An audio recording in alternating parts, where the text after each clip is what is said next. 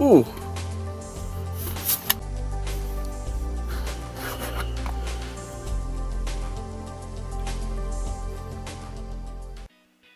Hello, YouTubers! My name's Willie. Welcome to my channel.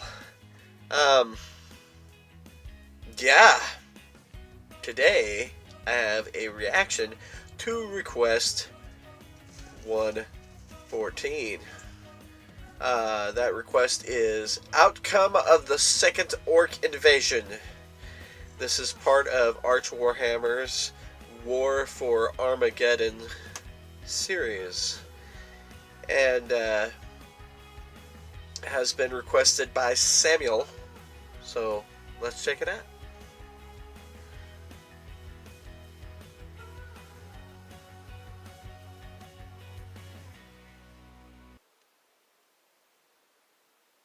Play. Da-da.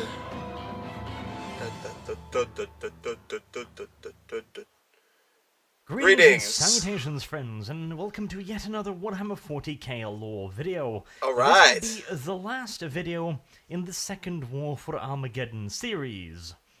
And yet, I have 2 episodes left to do, including this one. How mysterious. How Anyways, interesting. to return to the point, I can already see the title of the other one. Invasion would appear to have failed.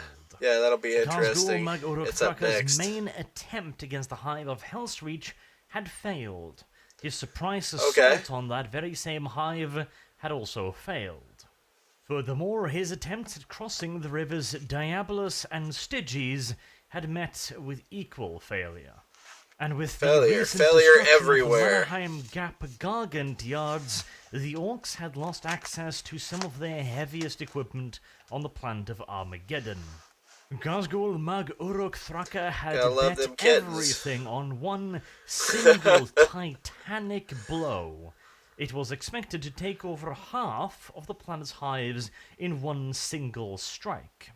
It was expected to take Hellsreach, Deathmire, Volcanus, Tempestora, Acheron, and of course the destruction of Hades.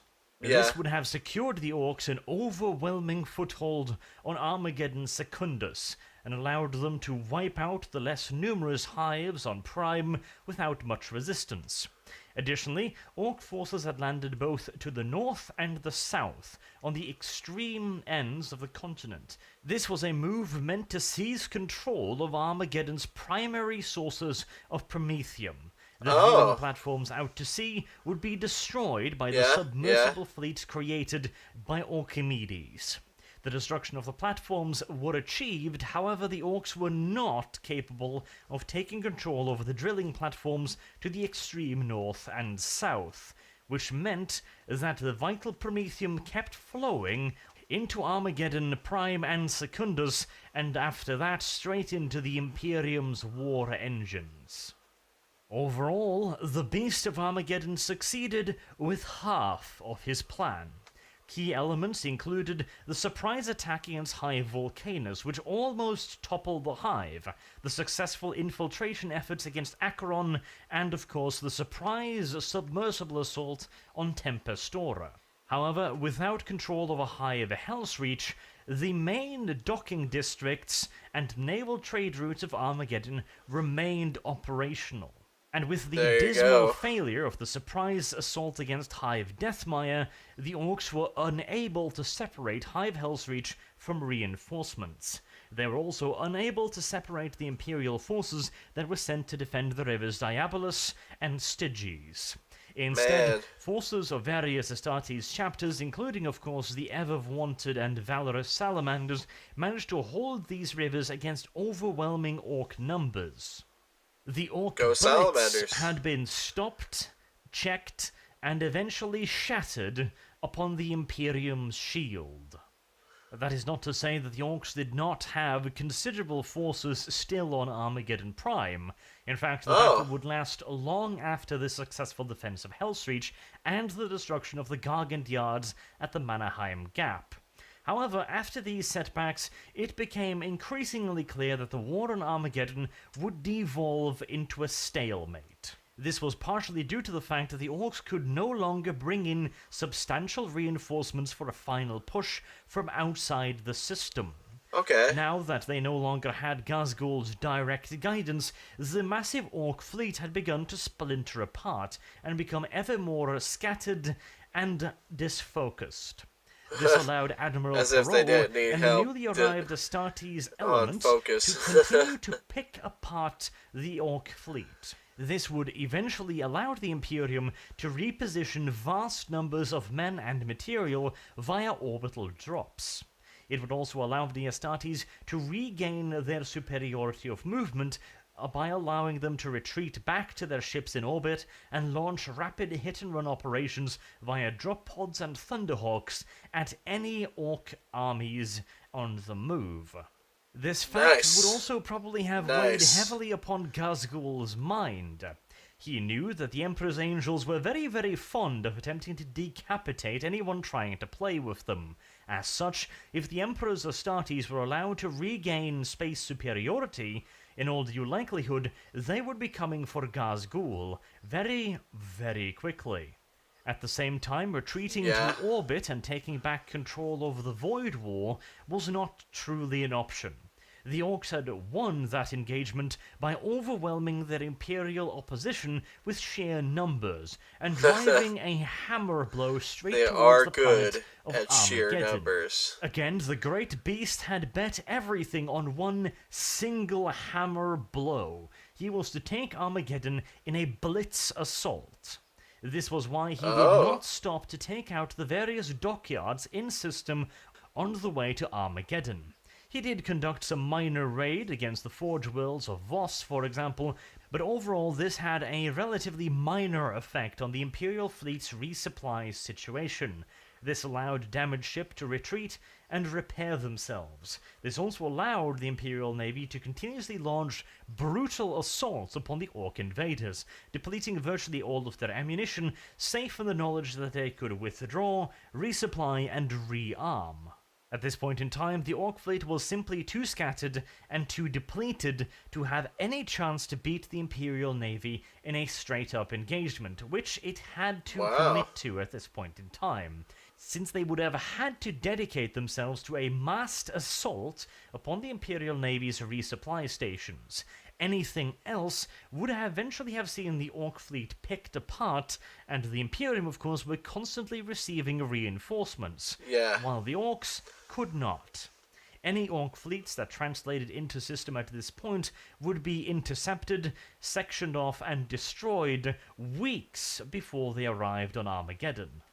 Additionally, Ghazghul no longer possessed the manpower, or in this case Ork power, necessary to launch another decisive blow against the Imperial Guard and Astartes forces on Armageddon itself. With the destruction of the Gargant Yard at the Manaheim Gap, an action that the Celestial Lines were primarily responsible for, or at the very least in spirit, he could no longer reinforce his warbands with the god machines of the Orks. To make matters even worse, Ghazghul had brought a relatively small number of these machines to Armageddon. And again, we are talking about the Mega Gargant classes here, not the regular Gargants, which were available in vast quantities. As Mega Gargants were concerned, however, the Imperium had more war machines of an equal weight and power. Additionally, the Imperial war machines were considerably better suited to fighting over the open areas of Armageddon, which the Orks now found themselves corralled in. And again, with the loss of the Gargant yards, they could no longer repair existing Gargants, they could no longer upgrade normal Gargants to Mega Gargants, and they could no longer produce new Gargants in substantial quantities. This meant that in every single engagement from this point onwards, the Imperium would slowly but surely be able to increase its superiority in firepower, which in return would decrease the Orks' abilities to produce more heavy weapons, as slowly but surely Armageddon's lost industrial centers would switch back to Imperial control. And once again, to compound the issues, Ghazghkull had not managed to secure as much of the planet's manufacturing capabilities as he had originally intended. Well, there In you fact, go. he was at least one hive short. He had expected to take over Hive Deathmire as well via a surprise attack. This surprise attack turned out to be a complete and utter failure, as the entire Blackfire tribe that's the one that got wiped out. was wiped out in the open by Imperial Titans. This left only the relatively intact hives of Acheron and Tempestora to fuel his war effort. The rest of the hives were either too badly damaged to truly contribute to the war effort, or simply just outright destroyed like babies.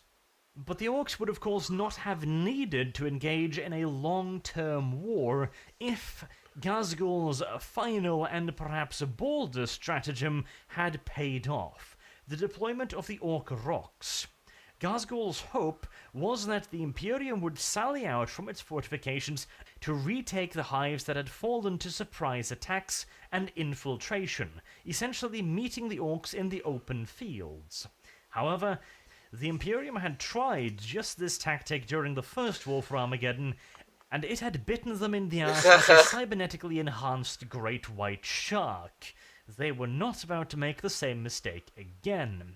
As such, Ghazghkull was not able to separate and isolate these Imperial Guard regiments in the open by dropping rocks directly on their retreat paths. Only in the case of a localized counterattack near Hive Volcanus were the Orks able to shear off a substantial portion of the Imperial Guard forces and destroy them, with the destruction of an entire regiment of Sevlar Chemdogs. But considering this stratagem was intended to entirely destroy entire Imperial armies, this was also yet another in a long line of critical failures. The Beast of Armageddon had played a very, very high-stakes game and had come very close to winning as well. However, it was just not enough. In their current position, the Orks did not have enough strength to launch another major offensive on Armageddon. They did not have the industrial capabilities to rebuild their army, and as such, they now found themselves in a position where at best they could engage in a long-term war of attrition with the Imperium. Lovely. A war that in all due likelihood they had no chance of winning. I do suspect, though, that this was not merely Ghazghkull betting everything on one card. I suspect there is a certain level of cold calculation behind this seemingly reckless decision. As we saw in The Void, the moment Ghazghkull Mag Uruk Thraka surrendered direct control over the Ork Navy, everything started to fall apart really, really quickly.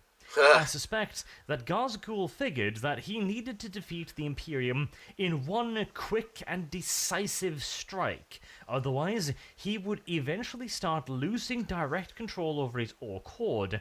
And considering the sheer amount of Orks because they don't really like to be controlled. Rivals in system, this would inevitably lead to chaos. And in all due likelihood, it might also lead to some other warlord getting ideas above his station. In short, the sheer size of Ghazghkull's horde proved, at least in part, to be his undoing.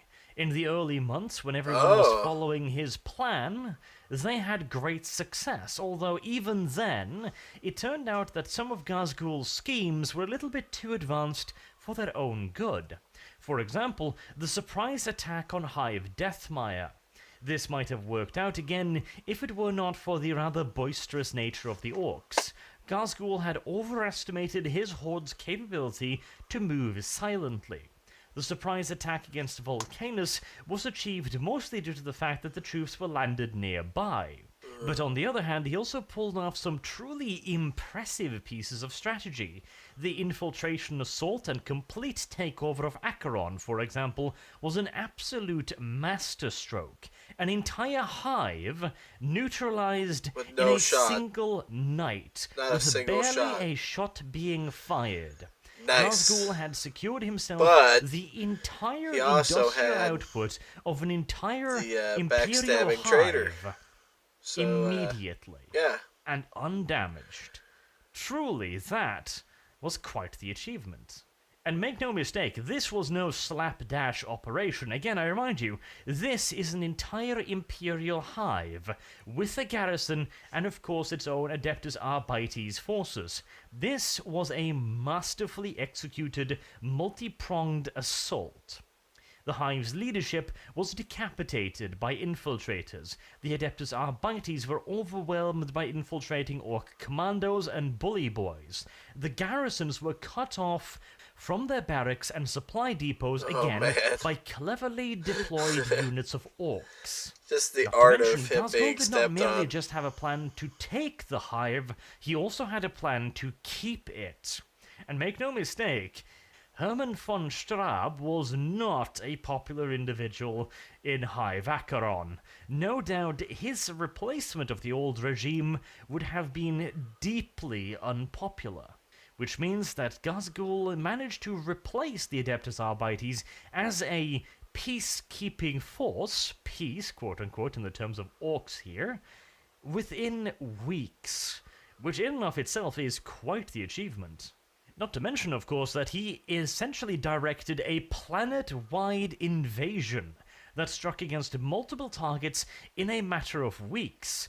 That is downright incredible. We are talking millions upon millions of Orks, hundreds of disparaging tribes, dozens and probably even hundreds of warlords, and dozens of rooks, all under their own separate command structures, needing to be deployed very, very carefully.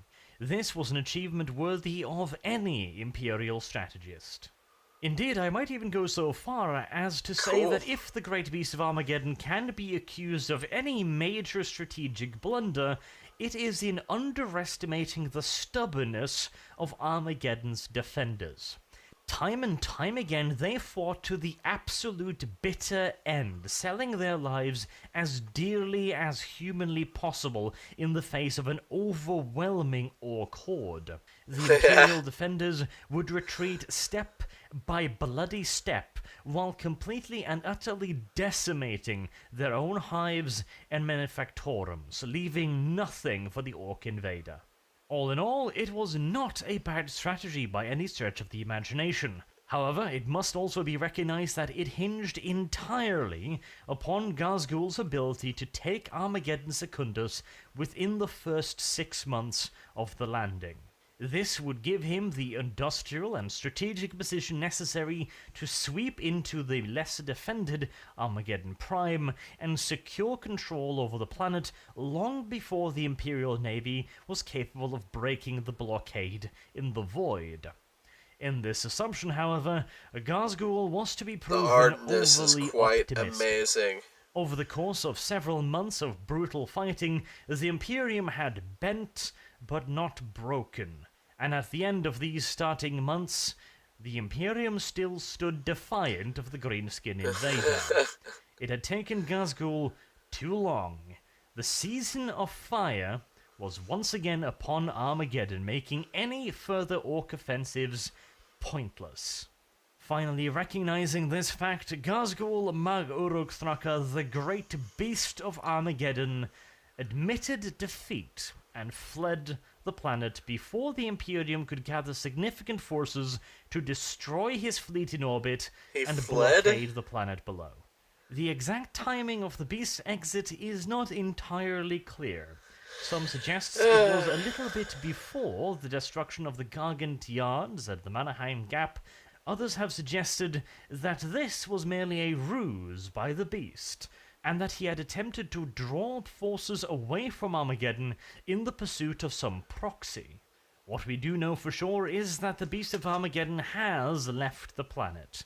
These days, the Imperial defenders that remain primarily busy themselves by hunting down various and scattered Ork warbands that still roam the planet, Makes sense. destroying the remaining holdfasts and trying to prevent them from breaking out and into the equatorial jungle, as it has proven to be an absolute nightmare to try and cleanse the jungle of its green-skinned inhabitants. Yeah. Do not get me wrong, however, the Orks still have a considerable presence on Armageddon. The war has been won, quote-unquote, but the struggle is far from over. But the struggle Orcs is do not real. roll over and surrender meekly. As for the planet itself, it has taken quite a battering, and Armageddon's fate remains unclear. Armageddon's privileged position within the Imperium of deserving to be defended by such a large force is primarily because it used to be, and I say used to be, an extremely important industrial hub. However, after suffering the ravages of the Greenskin Horde, much of that industry now lies in ruin. Some within the Imperium at large have even suggested that the planet is no longer worth defending, and is advocating for a full-scale withdrawal from Armageddon. Others are suggesting slightly less drastic measures, but they are still potentially damning for the planet. Like, for example, seizing the constant supply of reinforcements to the planet. As I mentioned, Armageddon is still fighting a fairly ferocious conflict to deal with the remaining greenskins on the planet. The Adeptus Astartes have long since left the planet behind, except for a few companies of salamanders, as the warriors of the Adeptus Astartes are too valuable to be wasted on what is essentially a cleaning up operation. Makes sense. Others have suggested that perhaps Armageddon should not be receiving the full power of the Imperium's backing when it comes to rebuilding itself. They are suggesting that perhaps the planet simply will never regain its previous position as an economic and industrial powerhouse, and as such, it is best to cut the Imperium's losses now.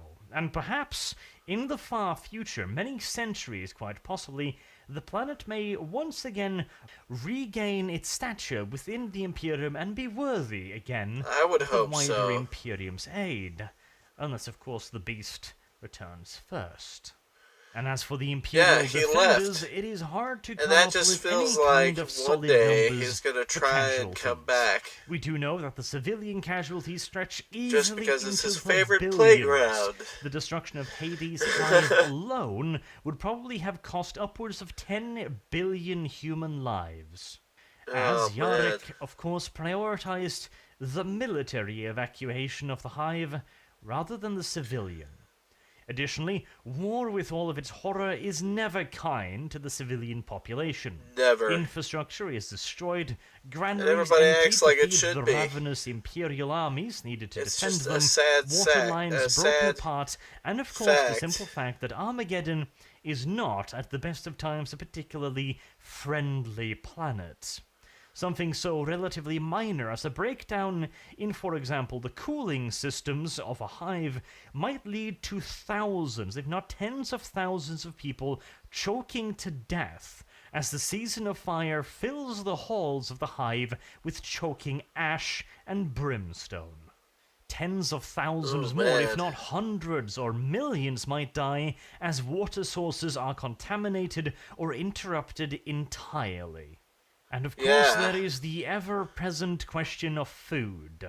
Armageddon is, as you might expect, not an agri-world. It expects and depends upon the wider Imperium to provide it with food. In return, it provides the wider Imperium with its industrial might. With that industrial potential in ruins, the food supplies are looking extremely dicey. Billions might simply just starve to death as the planet no longer receives enough food. And of course, as with any civilian population that is asked to undergo these hardships, there will be riots. There will be public actions against the imperial authority. There will be cries of outrage, and there will be the inevitable Adeptus Arbites response. And even if Armageddon is able to rise once again from the ashes, it will likely never be quite the same planet ever again. As for the Imperial Guard and the Adeptus Astartes, again, we cannot really come up with any kind of firm casualty numbers. The Imperial Guard numbers undoubtedly stretch into the millions. For example, we know that Hell Street alone probably accounted for a couple million Imperial Guard casualties. Amongst the Adeptus Astartes, the casualty rate undoubtedly would have been considerably lower, but Just there were because also less men. cases of casualties stretching well and truly into uncomfortable ranges, as was, for example, the case of the poor Celestial Lions. The flesh tearers, as well, were reduced to such a size that they were considered to be combat ineffective at the end of the War for Armageddon. Wow. But in my opinion, far more important than the casualty numbers is how the Imperium fared under the threat of Ghazghkull Mag Uruk Thraka. We know, for example, that there were over 16,000 Adeptus Astartes on Armageddon. This is a Great Crusade era level of Astartes. Yeah, an extreme In amount fact, of the forces Astartes. present on Armageddon would be the equal of a little over 1.5 full companies of Adeptus Legiones. So many. This is an incredibly powerful fighting force, which in all due likelihood could potentially have defended Armageddon by themselves during the age of the Great Crusade. Yeah. However, it swiftly became apparent that these were not the legions of old. There were over 18 chapters present on Armageddon. Practically all of them had considerable differences in how they waged war. Almost all, again, had vastly varying traditions, and even, in some cases, morals, ethics, and sense of value. One of the best examples that we can see from the War for Armageddon here is one particular incident that involved the Salamanders and their chapter master, Tushan. The Orks had apparently managed to make their way into a refugee camp and taken hostages. The closest formation of Adeptus Astartes were the Marines Malevolent, and just let me pause on that name for a moment. Somebody over at Games Workshop figured to themselves, you know that Tushan guy? Yeah, you know, the black one. We need some way to make him more of a hero. We've already emphasized how the Salamanders are really, really good guys and help the civilian population, and we've already licked his salty ballsack massively during the First War of Armageddon by having him being singled out for honor by Dante himself, but I feel like he isn't quite as big of a hero as we should have made him. So, how about we have an Adeptus Astartes chapter just randomly artillery strike a refugee camp, and we have Tushan just go over there and bitch slap him. And the other guy over at GW went, yeah, that sounds like a fantastic idea. That's suitably douchebaggy of them, and suitably friendly of Tushan. That's perfect, but who are we going to get to bombard the refugees? We can't have the Ultra Smurfs doing it, or the Blood Angels, and we've already made the Flesh Tearers the bad guy of another engagement, so we can't use them again.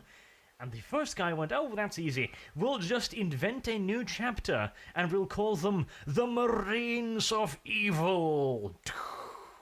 What?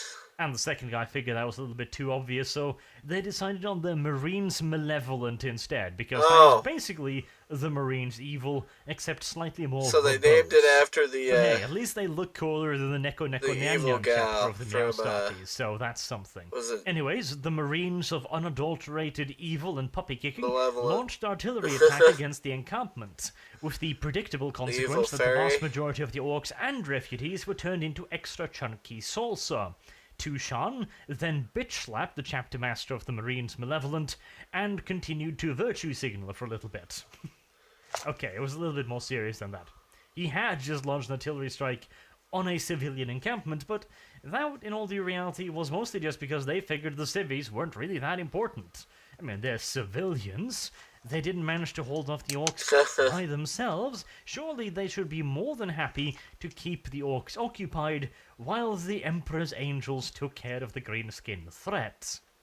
And hell, this isn't even all that uncommon of an idea amongst the Adeptus Astartes. The Black Templars, for example, view civilians as little more than battlefield debris, to be avoided and circumnavigated whenever possible, but if they are silly enough to actually get in the way, well, we invented the concept of collateral damage for a reason. And indeed, the God Emperor's chosen cranky pants, Grim Old Darkus, almost got into fisticuffs with the Salamander captain, because he was prioritizing aiding the civilians instead of helping out the Black Templars. And granted, this is Grimaldas we're talking about here. He's not Yeah. the most understanding or fluffy of individuals at the best of times, but he was completely and utterly confused by the actions of the Salamanders.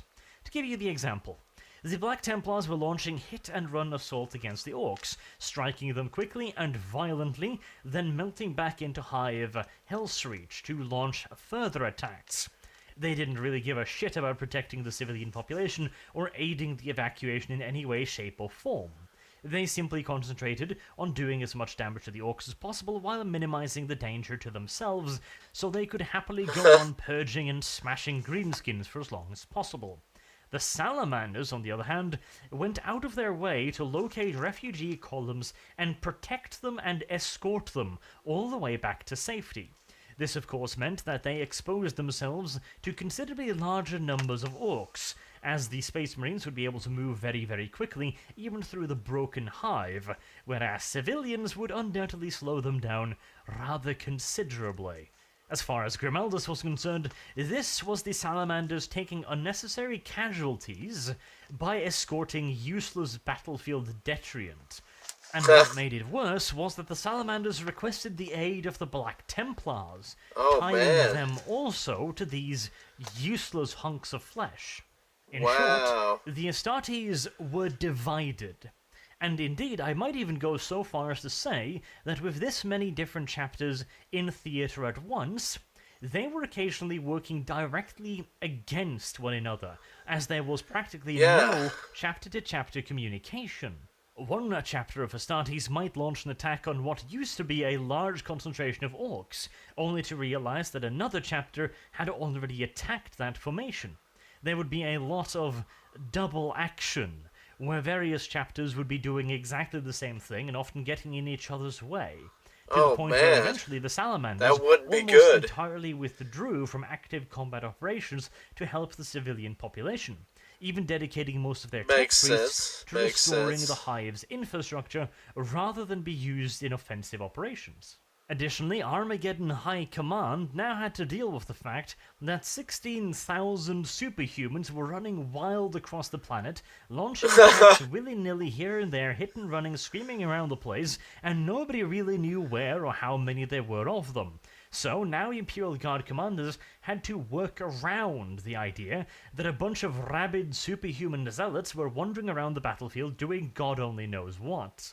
And don't get me wrong, the Astartes were very, very effective at what they did. They undoubtedly reaped one hell of a tally of Orcs, and without the Black Templars and the Salamanders, Hellsreach would almost certainly have fallen.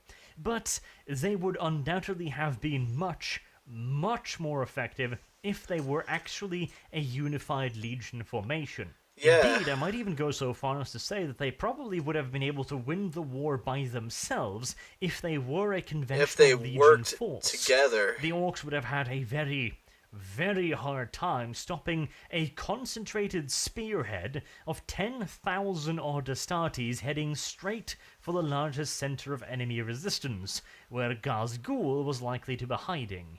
There was also plenty of friction between the Astartes and the various other Imperial elements.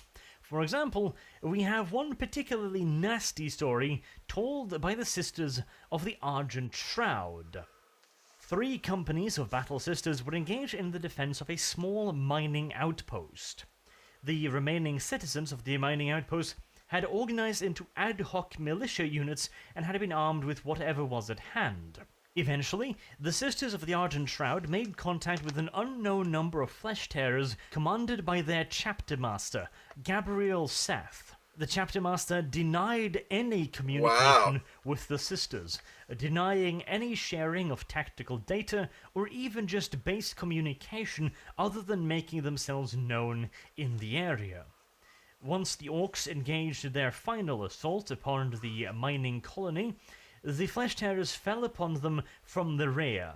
The Orcs were now trapped between the deadly accurate bolt of fire of the Sisters of the Argent Shroud and the blood-maddened flesh tearers cutting through their ranks, with predictable consequences. The battle was turning into an absolute slaughter for the Greenskins. But Greenskins do not give up easily. A few mobs organized for one last-ditch attempt and headed for the ad hoc militia instead of the Sisters of Battle. The Flesh Tearers sent off a detachment to chase them down, and just as the Orcs contacted the militia, the Flesh Tearers impacted upon the Orcs' rearward lines. The Flesh Tearers ripped through the Orcs as if they were paper. But once they hit the militia, the Flesh Tearers did not stop. The Sisters of the Argent Shroud were left to stand as helpless witnesses to the Flesh Tearers, many of which had ripped off their helmets, were now tearing into the ad hoc militia, ripping them apart with their bare hands and even occasionally their very teeth, ripping out their throats and reveling in the bloodletting. One Sister Superior of the Argent Shroud even reported to her canoness that she had witnessed acts of cannibalism being carried out by the Flesh Tearers. In the end, the mining settlement was wiped out to the last man, woman, and child, not by the Orcs, but by the supposedly loyalist chapter of the Flesh Tearers. The incident was reported by the canoness to the Inquisition, but so far no action has been taken against Japanese Flesh Tearers. To be entirely honest, the Flesh Tearers do have their own circumstances, but to see them deployed in as heavily populated location as Armageddon does not strike me as a particularly good idea. The Flesh Tearers are, as ever, balancing on a razor's edge between loyalty and utter and complete batshit insanity. Any Imperial commander worth his salt would try to ensure that if he is going to be employing the Flesh Tearers, he had best make damn sure that his own gold braid-covered ass is at a considerable distance from any location in which they might be deployed. And if he is feeling particularly generous, perhaps he will even attempt to keep them away from the civilian population. But of course, the Adeptus Astartes were not the only ones that had some serious goddamn problems on Armageddon. For example, one of the reasons why Hell's Reach managed to actually remain standing in the face of the Ork invader was the presence of a formation of Imperial Titans. These Titans were originally promised to the defense of Hell's Reach and had been positioned at Hell's Reach. However, it was only after Grimaldus beat some sense into their Principe Superior that the Titan Legion actually decided to stay where they were supposed to stay. Otherwise, they would have wandered off to join their brothers fighting along the Salamanders, way, way, way far to the north of Hive Hell's Reach. If this had happened, the Hive would almost certainly have been lost. Additionally, if Grimaldus had not sent one of his tech marines to resurrect the ancient weapon Ordinatus Armageddon again, Hell's Reach would almost certainly have been lost, if not completely destroyed, by the Ork Mega Gargant that had just finished wiping out the remainder of Hive Hell's Reach Titan defenders. And of course, there is the exceedingly wasteful actions of the Inquisition carried out against the Celestial Lions chapter. The Lions had got on the bad side of the Inquisition by constantly bitching at them. Not the wisest of maneuvers, considering the near-infinite power of the Inquisition, and the Inquisition had finally decided to bitch back, and they did so with bullets, lasguns, bombs, and sabotage. The sabotage I'm not too happy about. This led to the almost complete annihilation. There's a difference of the between setting them in chapter. and then setting them in how to many die. Alliance were left after the war for Armageddon, Not help you. but considering their losses in the final assault, it is likely that there is going to be no more than 50, and perhaps as few as 20 sending in. And as mentioned, these acts of sabotage took place long before the battle was ever even remotely close to being won. It's just gross. The Celestial Lines were reduced from 4 It's like sending in a fireman to less than 100 It's like, battle here's brothers, this fireman that, you have issues with. Let's send them in to fight the fire. But let's cut the air Ork invasions in on their air tanks. They have only half the air in their air tanks. Like a wrong time to be settling scores. Let's put their fireproof clothing together with patches of regular cotton clothing. Armageddon had held out against the Ork invasion. Gazgul Mag Uruk Thraka had been defeated. Most of his yes, army but had he been hasn't destroyed, been destroyed. and it does not appear That's what as if the bothers planet me. is likely to fall any time soon. Although it is still probably going to be a good decade before the Orks are properly and thoroughly defeated. Unfortunately for the Imperium, the Great Beast once again managed to escape. And to make matters worse, the planet had been devastated, to the point where much of its industrial capabilities, the very capabilities that made it so important a planet, had been leveled with the ground. Whether or not Armageddon will receive the necessary aid to rise once again is unclear. As for the casualties, they undoubtedly stretch well into the billions on both sides. The Orks, however, came out of it slightly worse. Only slightly With the worse. failure of the capture of Armageddon, the main thrust of the Ork invasion into the Armageddon sector had been shattered. This allowed the Imperial Navy to start dispatching reinforcements to other threatened planets within the Armageddon system. This meant that the wider Ork invasion was quickly halted and also eventually destroyed. These other Orks did not have the benefit of Ghazghul's direct command. They had struck the Armageddon sector with such force because the Imperial Navy had to tie itself to Armageddon Prime. Now that they no longer had to do this, they were free to roam the rest of the system, picking off the much smaller Ork fleets and delivering Imperial Guard reinforcements to the planets already under siege. Ghazghul Mag Uruk Thraka's Ork Empire in the Armageddon sector had been strangled in its infancy. And with the hero of Hellsreach, Commissar Yarrick, and the Black Templars pursuing him once again, he is unlikely to be able to re-establish any footing in the Armageddon sector. This does not, however, mean that he will not be able to escape and set up a brand new Ork Empire somewhere else. The Imperium has likely not seen the last of the beast of Armageddon. How convenient. And here we are. This was the end of my video series on the second Ork invasion of Armageddon.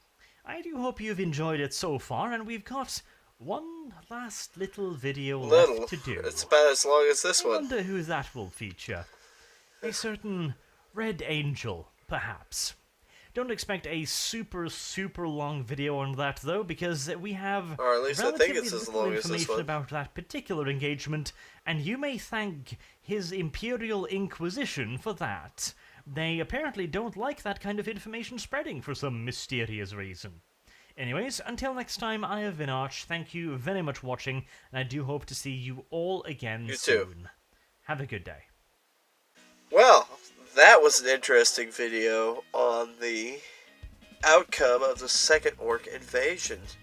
This has been part of Arch Warhammer's War for Armageddon series. We still have one more to go. It's up next.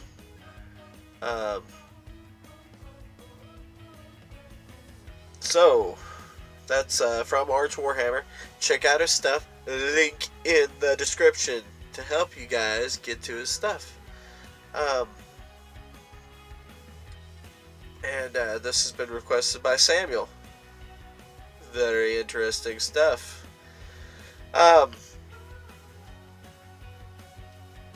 Things I learned, my thoughts on it.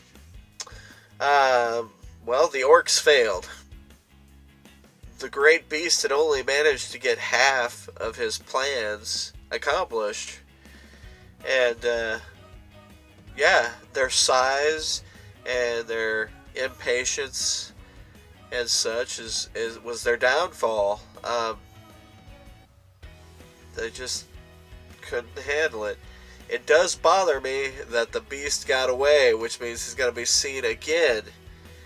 But it's like, well, shoot. He has this habit of wanting to fight, but he's intelligent enough to know when to retreat. He's not like the other Orks. The other Orks just want to fight, but he's smarter for some reason. Maybe he's just been around too long. Maybe he's getting obsessed with military strategy. But they're still fighting orcs on Armageddon because there's a lot of them just running around causing mayhem. And there was so much industry lost, which may mean that Armageddon won't recover from this, which is a shame. Because, you know, woo, victory! But it's like, oh, well, the major industry that made the planet valuable is greatly crippled. That's not too good.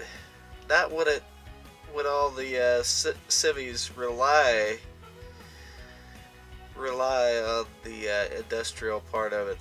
If I remember right, during this conflict, there was a hive completely demolished. And apparently there was a lot of civilians lost. But still plenty there, I'm sure, hiding. The salamanders saved several. But there were stories. Arch brought up some interesting stories. Some of it was stuff that was touched on by Hellreach that I already knew about, like the robotic defenders and their fall. But I didn't know that the flesh terrors refused to help the sisters with defending the mind colony. And then the flesh terrors came because they were like, oh, well, we'll attack these people from the rear.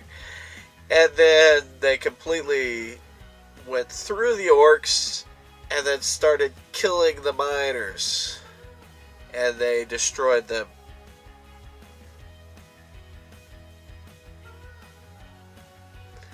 So the Astartes, this particular group of Astartes didn't help at all.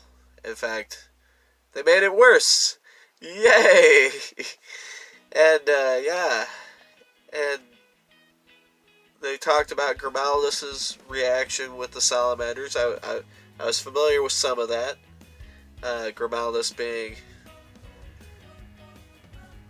the Black Templars being a pretty different idealistic group than the salamanders themselves. Honestly, it makes sense that the salamanders were trying to help the civilians. They were actually trying to stay out of the way of all their brothers who were fighting in the other groups.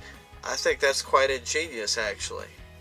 Because it's like, well, they could get all sorts of intelligence and stuff like that trying to defend the civies. So much loss.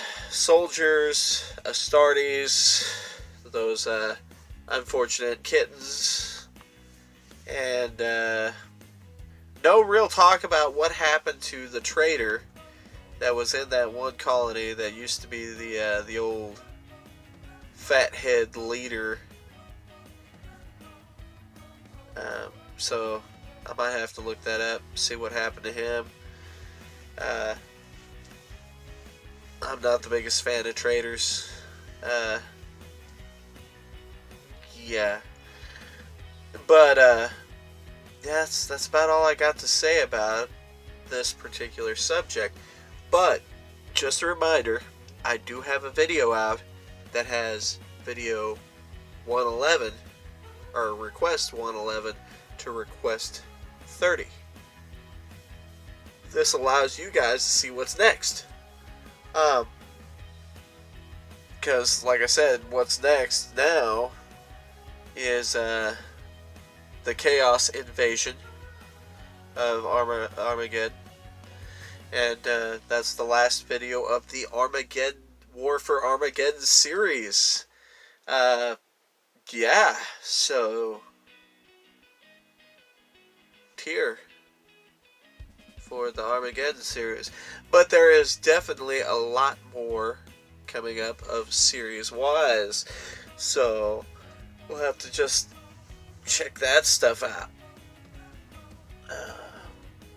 So go ahead, check out that video, see what's next. Willie, out. If you like the video, stay tuned for more content. And as always, feel free to comment. Have a good one.